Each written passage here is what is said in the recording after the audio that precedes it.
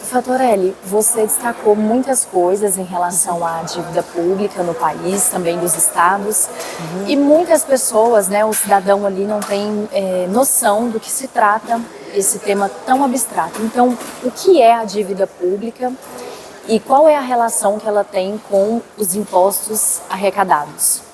Sim, olha, a dívida pública, na teoria, ela corresponde a uma obrigação financeira que o setor público assume. Essa dívida pública pode ser assumida junto a outros bancos, a outros países, junto a organismos multilaterais. Eu vou dar exemplos. Ou junto à própria sociedade na venda de títulos públicos. Então, a dívida pública é essa obrigação financeira. E só tem sentido o setor público, a União, os estados e os municípios assumirem uma dívida pública se essa dívida pública tiver uma contrapartida em investimentos de interesse da sociedade. Porque é a sociedade que vai pagar essa dívida. E paga de várias formas. Então, essa obrigação financeira, ela deve ser completamente transparente. A pergunta, que dívida é essa, deveria ser algo super claro, super transparente. Porque eu, você, todo mundo que está nos assistindo está pagando essa dívida pública. Está pagando a dívida pública municipal, estadual, distrital e federal. E aí muita gente pode perguntar, mas como é que eu estou pagando essa dívida? Está pagando através dos tributos que você paga embutido em tudo que consome e usa. Está pagando na subtração de direitos, quando você busca uma creche, um sistema de saúde que não está te atendendo totalmente, uma educação, uma segurança, uma assistência, previdência, que não está sendo atendida suficientemente, é porque esses direitos estão sendo subtraídos para que sobre mais dinheiro para pagar essa dívida. Você também está pagando com perda de patrimônio público. Todas as privatizações que acontecem no país, desde Collor, desde o presidente Collor que começou a privatizar, todas as privatizações sempre tiveram como contrapartida a necessidade de pagar a dívida. Essa era sempre a desculpa. E quando algo é privatizado, é um patrimônio público que todos nós estamos perdendo, porque aí passa a ficar controlada pelo setor privado, que vai lucrar com aquilo, vai cobrar mais caro do serviço e consequências gravíssimas para a economia do país.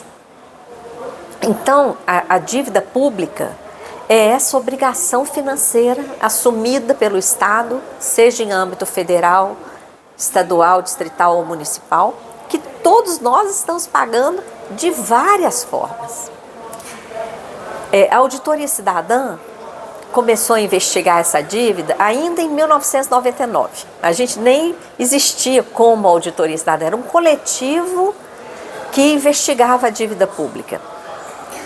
Porque vínhamos, na década de 90, de vários anos, um conjunto de servidores públicos completamente sem reajuste, uma fase parecida com a atual.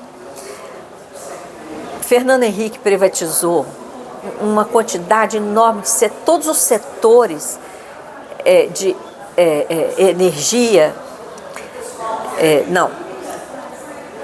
todos os setores, telefonia, comunicações, siderurgia, foram completamente privatizados. E foi nesse período que a União refinanciou várias dívidas de diversos estados? Exatamente. Foi um período em que a dívida federal explodiu, apesar das privatizações, apesar do arroxo salarial interno e cortes de direitos, porque Fernando Henrique também fez várias contrarreformas.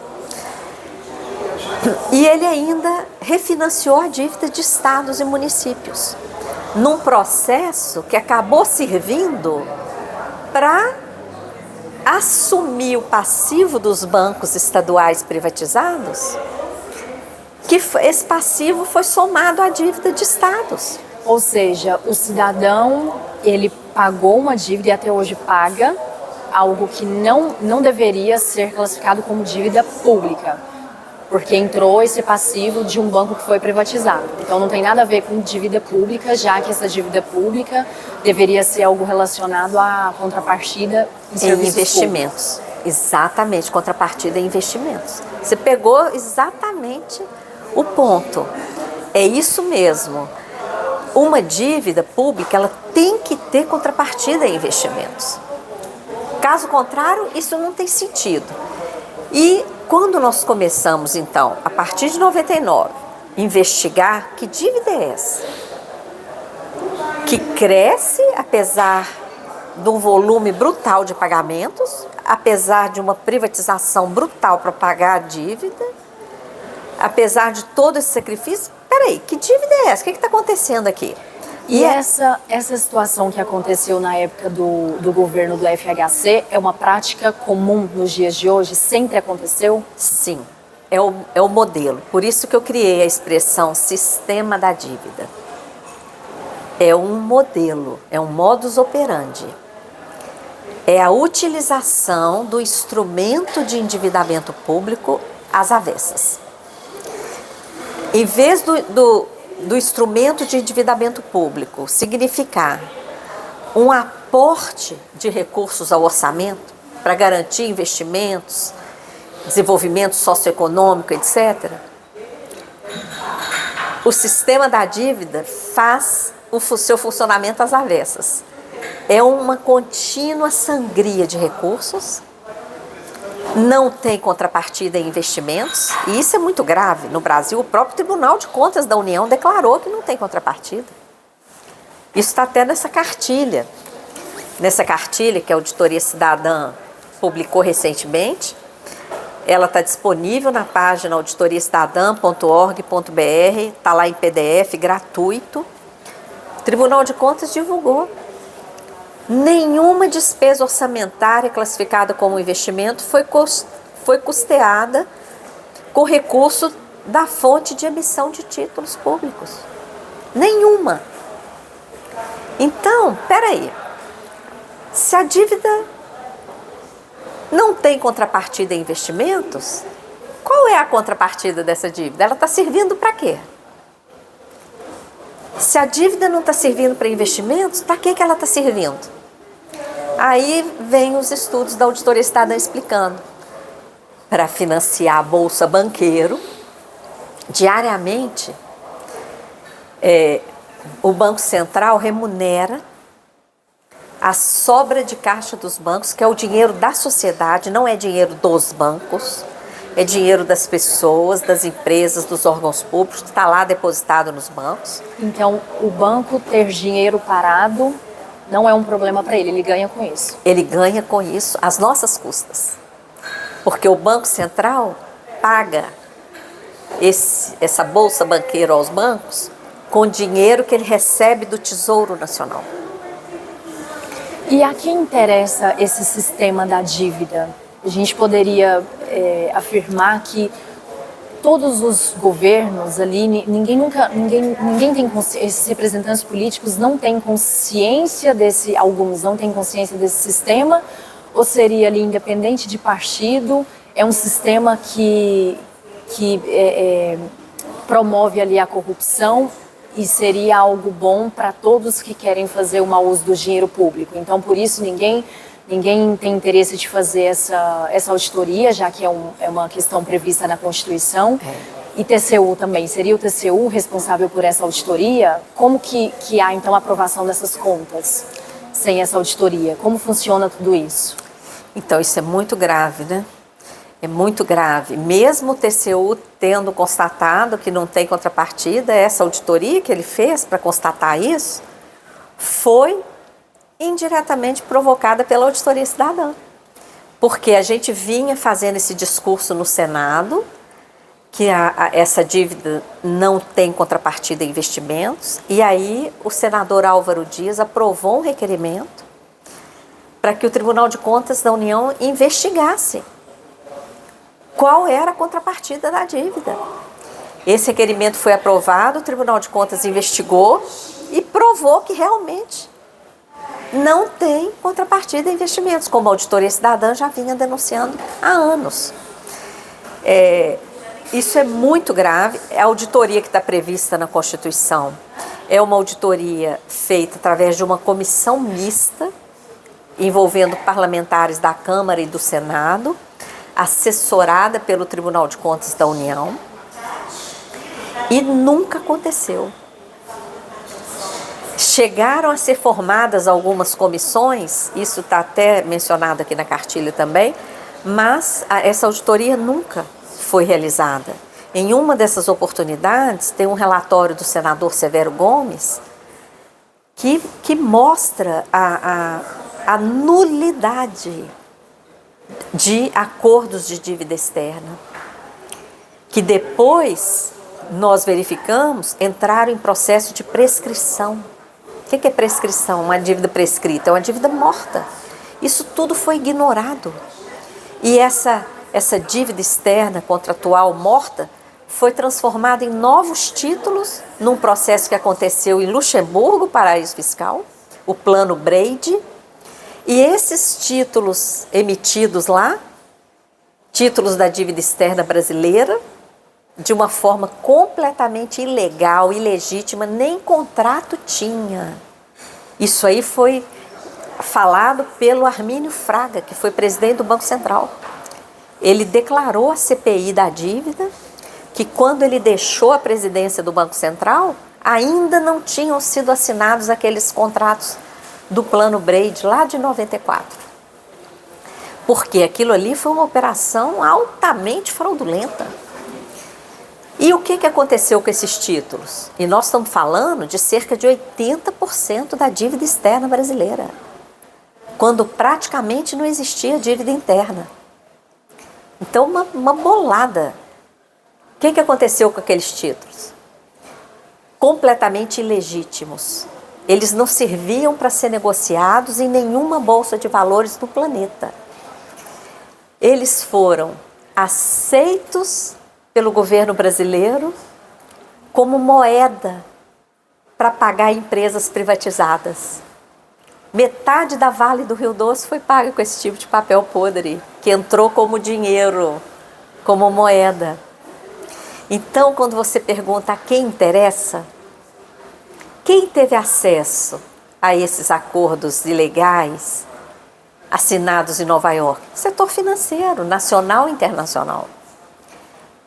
Quem fez a negociação em Luxemburgo? De novo, setor financeiro, comandados por uma comissão, cujo chefe era o Pedro Malan, era o chefe dessa comissão. O Armínio Fraga participou dessa comissão, Murilo Portugal também. Depois, Fernando Henrique foi eleito, Armínio Fraga assumiu o Banco Central, Murilo Portugal assumiu a Secretaria do Tesouro Nacional e Pedro Malan assumiu o Ministério da Fazenda. Então, ficou tudo ali, entre eles mesmos. Nós podemos classificar o sistema da dívida como uma corrupção legalizada? Eu chamo de mega corrupção. E não é nem legalizada. As fraudes, por exemplo, a fraude da securitização, não tem lei que ampara e ela acontece. Já tentaram legalizar várias vezes. Inclusive agora, infelizmente, saiu a notícia de que a equipe do Haddad estaria preparando um projeto para enviar ao Congresso Nacional. Isso é um absurdo. Que é sobre o seu artigo publicado. É o artigo publicado hoje no Extra Classe. Mas não tem lei que ampara, mas também não tem que incrimina. essa... Mas no direito público, o que não está autorizado em lei é proibido. É diferente. No direito privado, se não tem proibição, não é crime. No direito público é o contrário. Se não tem lei autorizando, não Proibido. pode, é proibido. Quais pontos você destaca acerca desse tema, do que foi debatido aqui hoje na audiência, e a importância também para quem nos assiste, a importância da conscientização, Sim. dessa questão de fiscalização, do cidadão começar a ter esse interesse, né, em pesquisar sobre esse tema, também deixar o endereço do site da Auditoria Cidadã, ali para as pessoas também se voluntariar para participar e tudo mais, e contribuir para essa fiscalização. Sim, o nosso movimento é feito principalmente de pessoas voluntárias, né? A nossa receita é uma receita de doações, é uma receita muito, muito resumida. Então a gente não consegue contratar muitas pessoas, a gente poderia estar fazendo muito mais se tivesse condições, né? Então é preciso que as pessoas, em primeiro lugar, percebam que, se for enfrentado o sistema da dívida, o país muda completamente, tá? Porque o sistema da dívida está absorvendo todo ano cerca de metade do orçamento federal. Absorve grande parte dos orçamentos estaduais e municipais. O sistema da dívida está por trás das contrarreformas, das privatizações, do teto de gastos, do arroxo trazido pelo arcabouço fiscal que mantém o teto de gastos, com uma pequena elasticidade, mas mantém. Então, tudo isso, o sistema da dívida está por trás de tudo isso. O sistema da dívida está por trás desses mecanismos, como a Bolsa Banqueiro, da securitização e vários outros, que desviam recursos públicos em grande volume para beneficiar grandes bancos e rentistas. Então, as pessoas precisam entender que falar de dívida pública não é falar de um tema distante para elas. É falar de algo que está afetando diretamente a sua vida. Está afetando diretamente a vida da economia do país, que afeta todos nós. Nós estamos num mundo material que vive da necessidade dos recursos. Os recursos têm que circular de forma saudável. E não só vida financeira, mas também uma vida social ali, de acesso aos serviços públicos que terão um corte de gastos, que terão... Então tem uma situação que envolve realmente o dia a dia do cidadão. Sim. Ele vai pagar os impostos, mas ele vai ter o corte de gastos ali, nas reformas também, nos serviços públicos. Então... Exatamente, essa visão integral é fundamental, né? E às vezes quem ainda não entendeu a importância do sistema da dívida, de enfrentar o sistema da dívida, de fazer uma auditoria, é porque ainda não entendeu esse funcionamento integral do fluxo de recursos na economia. O fluxo sempre sai aqui da base da sociedade, com pagamento de tributos, não é? E deveria chegar à base da sociedade de novo em políticas públicas. E um país como o Brasil, a carga aqui, a carga tributária já começa a ser arrecadada de forma injusta. Rico aqui no Brasil não paga imposto praticamente. Então aqui nós temos arrecadação injusta e aplicação de recursos mais injusta ainda. Por isso que a concentração de renda se aprofunda sem parar, a desigualdade social aumenta sem parar, a violência está chegando a níveis de barbárie, porque a violência é diretamente ligada à desigualdade social, que traz todo tipo de esgarçamento do tecido social, e todo tipo de desgraça, de desemprego, desespero social, desajuste, né, com crianças aí sem qualquer perspectiva de futuro. Então, quando a gente está falando do sistema da dívida, a gente não está falando simplesmente de uma questão financeira, não é? E é justamente isso que move todo esse coletivo de voluntários e voluntárias, inclusive eu, que dedicam a sua vida a essa investigação, que não é uma tarefa fácil, as informações são escondidas e não é fácil. Mas a gente se sente gratificada de enfrentar um tema tão essencial e que a gente sabe que se mais e mais pessoas tomarem conhecimento e consciência de que é preciso fazer essa auditoria, é preciso enfrentar esse sistema para que os recursos cheguem aonde tem que chegar, para mudar essa escassez fabricada por esse modelo que está aí, nós vamos ter outro Brasil, condizente com a abundância que de fato existe aqui. O Brasil é o país da abundância. Essa escassez que está aí, dessa desgraça toda, não tem nada a ver com a abundância que tem aqui. Isso é fabricado. É fabricado por esse modelo que deliberadamente produz escassez. Não é um acaso. Perfeito. Se você analisa o modelo tributário, a escassez está ali nas normas que libera os ricos e coloca a classe trabalhadora e os mais pobres para pagar mais.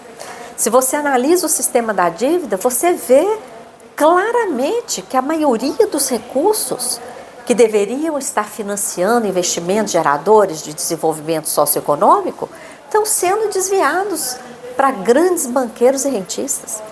Se você olha o modelo aí do grande agronegócio de exportação, mineração, que estão aí destruindo o ambiente, o lucro fica com os poderosos, as grandes corporações que comandam essas atividades. E muitas vezes esse lucro vai lá para fora. E aqui, essas atividades não pagam imposto, não contribuem para o financiamento do Estado, mas deixam um dano ambiental brutal. Não é? Então, se você olha, por fim, para a política monetária do Banco Central, esse juro indecente que existe no Brasil, amarrando toda a economia do país, sem justificativa científica ou técnica alguma.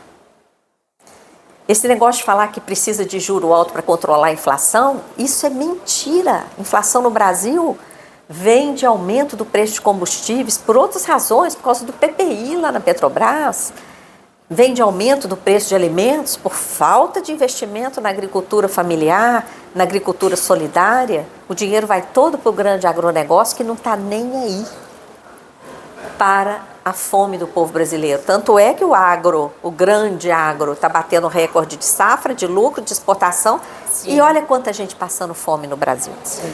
Então, tudo isso não é obra do acaso.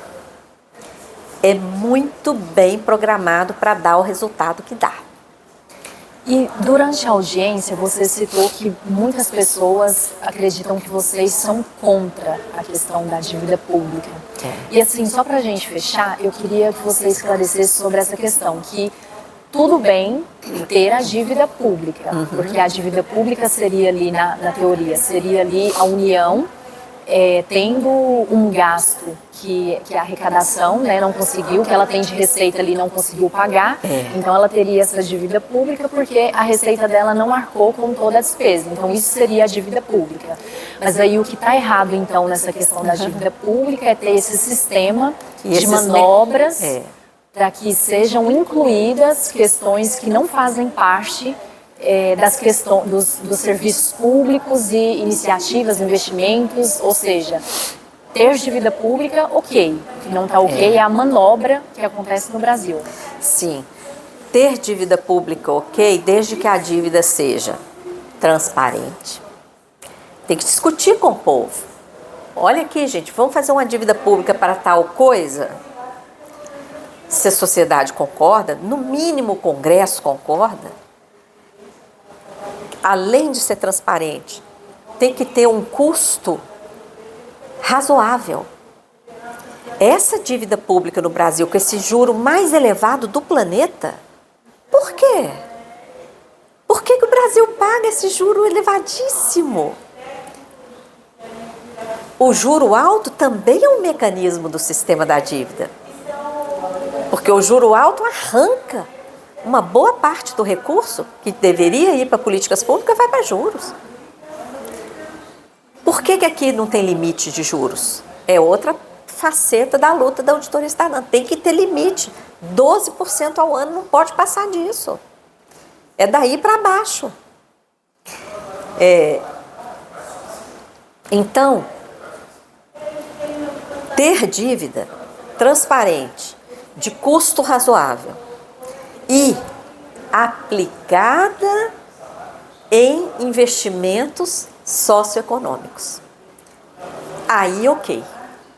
Agora, ter dívida pagando o maior juro do mundo para pagar bolsa banqueiro, para remunerar banco sobre um dinheiro que sequer pertence a eles, isso é inaceitável. Isso não é dívida, isso é sistema da dívida. Ter dívida, que é assumir dívidas privadas, como no caso dos estados e da União também. Aqueles acordos lá que o Banco Central fez, da dívida externa, que entraram em processo de prescrição, eles englobaram dívidas privadas. Então, a auditoria, ela é fundamental para resgatar esse fio aí dessa meada, mostrar a origem fraudulenta dessa chamada dívida, que além de origem fraudulenta, ainda foi remunerada regiamente, com os maiores juros do mundo. E a sociedade brasileira está extremamente sacrificada por esse processo.